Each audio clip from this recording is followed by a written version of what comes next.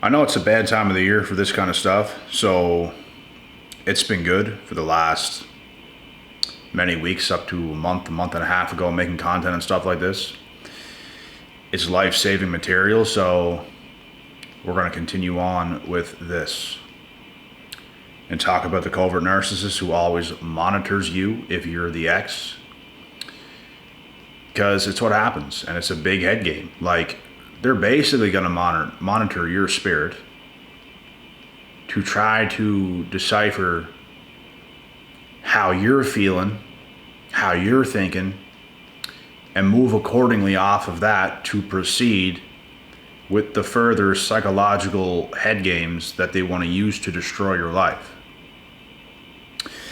And for those of you guys that are new here, don't forget to come follow me on Instagram. It's the exact same username as here on YouTube. All my information is in the description box. If you guys need specific coaching on anything you're going through, the information is in the description box. We do this daily, and I've heard many stories. I've been through stuff myself, and it's brutally painful if you don't fully understand what is going on. So to understand it is healing, to say the least. So we continue on. The covert narcissist is going to try to gauge every move you're making, how you feel from the things that's already happened. They want to see how you're moving next, so they can counterattack how you're trying to move. Does that make sense? So if they see you trying to get over them, if they see you wanting to go no contact and you're okay with that, like, bro, they're going to know exactly how you feel from the amount of monitoring and spying they're going to do on you. So with that information, which is probably why you should block them on everything,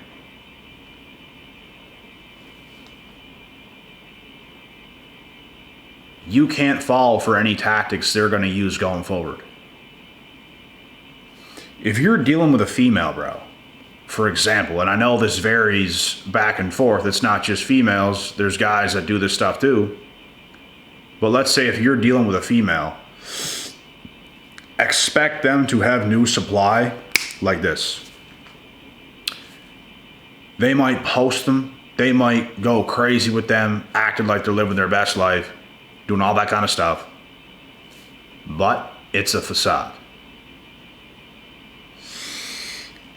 They're going to do the exact same thing to the new supply that they're going to do to you.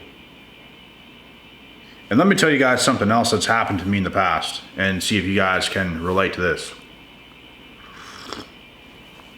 A past person I was with a long time ago, they discarded me, but I seen it coming the last time, and I knew this was the final discard. What I mean by that is, I knew if we ended this last time, I was never going to go back to this person again, because from 16 to 20, I dealt with the same person. And they tried to come back 3.5 years later, which I turned down.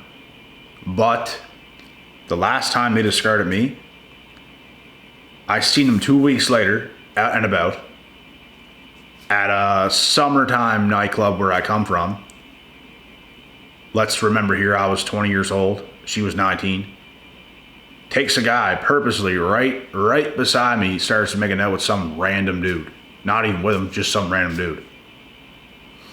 This is the type of stuff they will do because they literally want to cause you psychological pain. And why do they want to cause you psychological pain? They want to cause you psychological pain for the simple fact that they feel an overwhelming amount of psychological pain themselves. They feel pain from even discarding you. They just don't show it.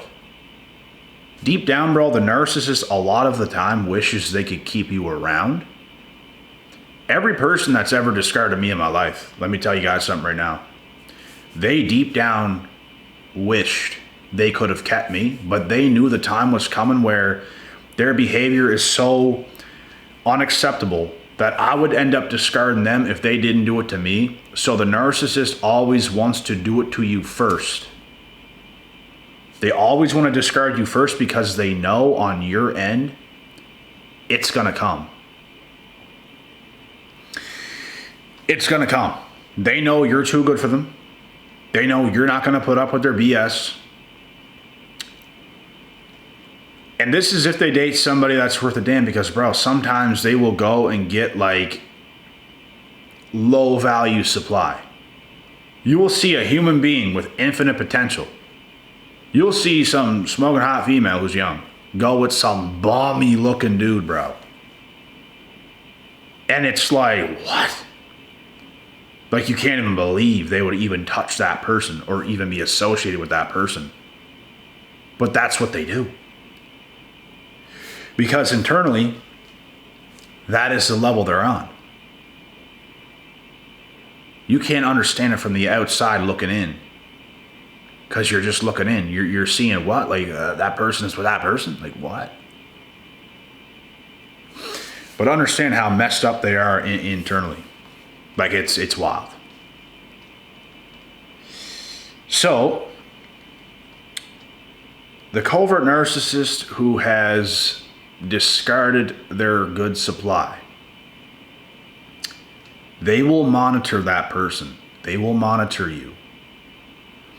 As much as they possibly can, they will keep tabs on you. They will chime in. They're watching you 24/7. Every day they're going to try to attempt to see at least certain things you're doing. And they move accordingly off of the information they're gathering as opposed to what they see you do. That's what they do. This gives them the ability to further manipulate you. This gives them the ability to further dig their claws in deeper and deeper and deeper to try to break you down to the lowest. But as long as you know what's going on, they don't have that kind of power. They only have that power if you're unaware of what they're doing, and some people are. A lot of the people that are unaware of what the narcissist is doing is getting on calls with me, and I have to let them know exactly what's going on in their current situation, because this stuff is very damaging if you don't know what's going on. And I mean very damaging. But if you know what's going on, it almost does nothing. Like, you don't even care. They can do whatever they want. It's just disgusting. Like, you just view them as disgusting people because they are disgusting people. Now, if you're unaware, you will view them as better than you. You will view them as, oh my God, I love this person so much and they discarded me and I want them back and I want my ex back and all this stuff. Bruh.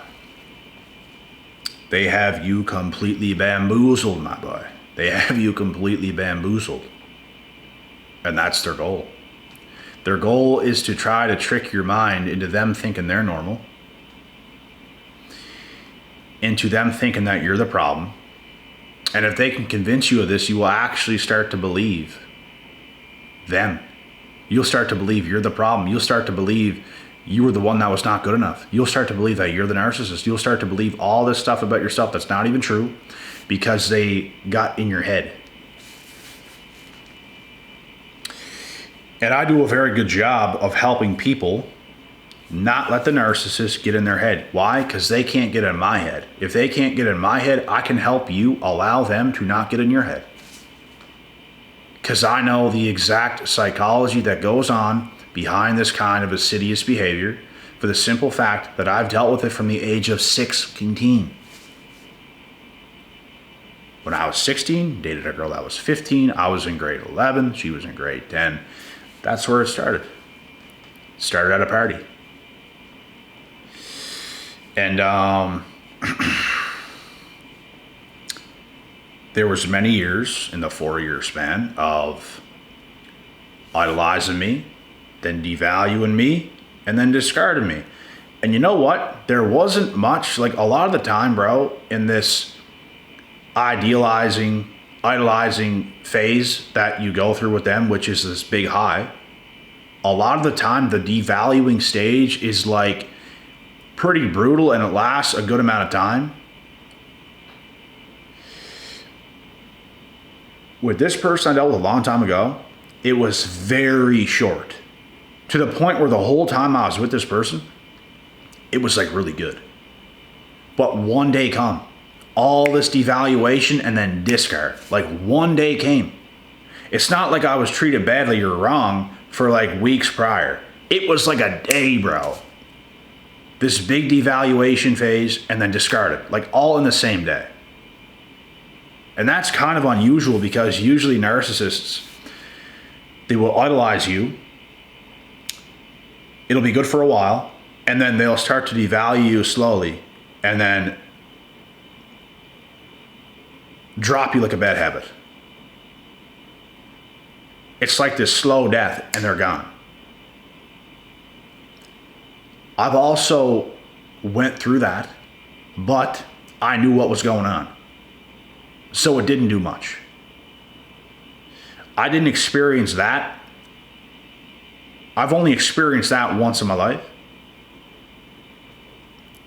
And it's kind of predictable. You know what they're doing. But the other one I feel was worse because it's so good, it's so good, it's so good. One day comes.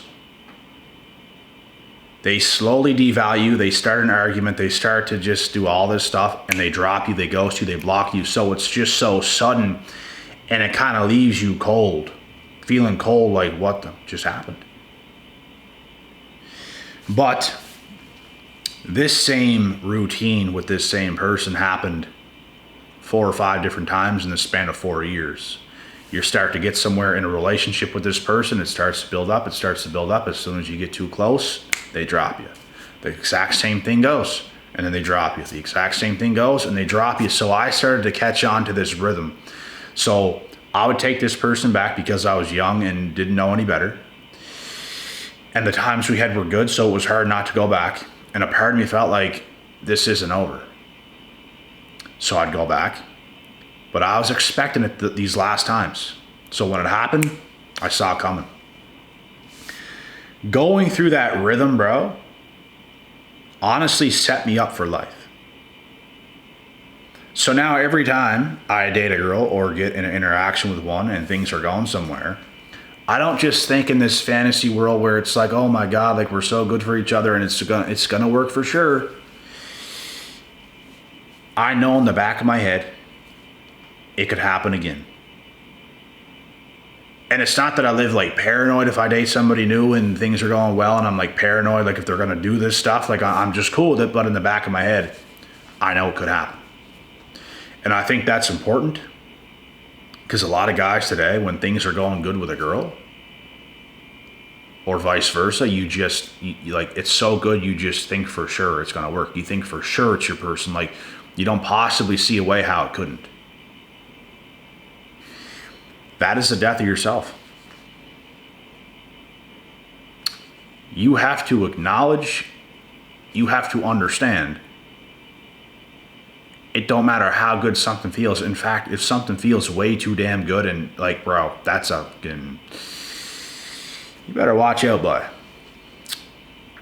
You better watch out because there's a very high chance you're getting love bombed. A very high chance. That's a person that probably has too much time in their hands as well, which is probably a narcissist, and they're looking to love bomb you. People who are busy with their lives, bro, like having a career and everything else, like they don't have all this time to just focus on love 24 hours in a run of a day. Like, yeah, you like each other and stuff, you make time for each other, but people have too much time in their hands, boy, and they're just want all this big love bombing phase, like you better watch out. And then they start to expect things from you and you have to show up for them and perform, and your own personal life starts to struggle and the things you're focused on starts to take a hit, and it's like, bro, you can't do that. We've all made that mistake before, but you can't be too involved like that. And if a woman or whatever is trying to get you too involved like that, you got something else on your hands, bud. These individuals need your love. Narcissists, sociopaths, people like this, they need all this love all the time, all this attention, all this love, all this praise, all this stuff. It's like they need it all the time. They need people around all the time. They need people to just fill them up all the time. And the second you get exhausted, the second you can't do it, because you're not even getting nothing from them, you're pouring into someone who doesn't even exist, it's going to burn you out. As soon as you stop, they're seeking something else. You're not good enough. You're not good enough. All they can think about is what they can gain. They're so cold and demented. They can't possibly give to anybody else because they have nothing. They have nothing to give. So the way they view you is someone they can use. The way they view you is, oh, I know my value. I know my worth. Blah, blah, blah, blah. I deserve all this stuff. But they don't ever think about being good for you. Isn't that crazy? The right person, bro, will never do that shit. The right person is going to want to show up for you in a way that you deserve. And obviously, you're going to do that. But narcissists want to take as much from you as possible, and they demand more and more and more. And it doesn't matter how hard you try. It doesn't matter how much you do. It'll never be enough. And the fact that you can get caught up into this, the fact you can get caught in their web of continuing to do that kind of stuff is just insanity. They are masters at getting in your head. It's because they're trying to implement their worldview, which is demented and dark and just flat out wrong. They're trying to implement what they think others should do for them. They're trying to implement this delusional standard on yourself. And they view things in a sense where they don't have to show up for nobody else. They don't have to do nothing for nobody else. I know my worth. I know my value is what you're going to hear them say. It's good to know your worth. It's good to know your value. But guess what? They all say that. Do you really know your worth? Do you really know your value? How are you for somebody else? That's the real question. How good are you for somebody else? You are a dog. But oh, I know my worth. I know my value. That's what they say. You could do 59 out of 50 good things for them, and they will pinpoint the one little thing you couldn't do. And the reason you didn't do that one little thing is because you didn't even have time. You were so focused on the other things, you didn't even have enough time to possibly even take a breath to be able to do the other thing. Because you already did so much for them. It's like crazy, bro. It's like your child has like 10,000 things on their Christmas list, and you buy them everything besides one thing, and they're just mad at you because you didn't get them that one thing. Like, bro, spoiled. That's what narcissists are. And the fact you can do so much for them and the way they treat you in return,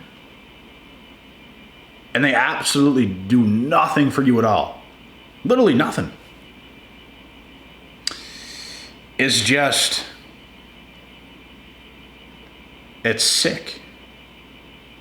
Like, bro, they should be ashamed of themselves, but at the same time, they're not going to feel the shame. They don't care. It's their world, and you're living in it. It's their world, and they're going to get everyone to come in to revolve around them.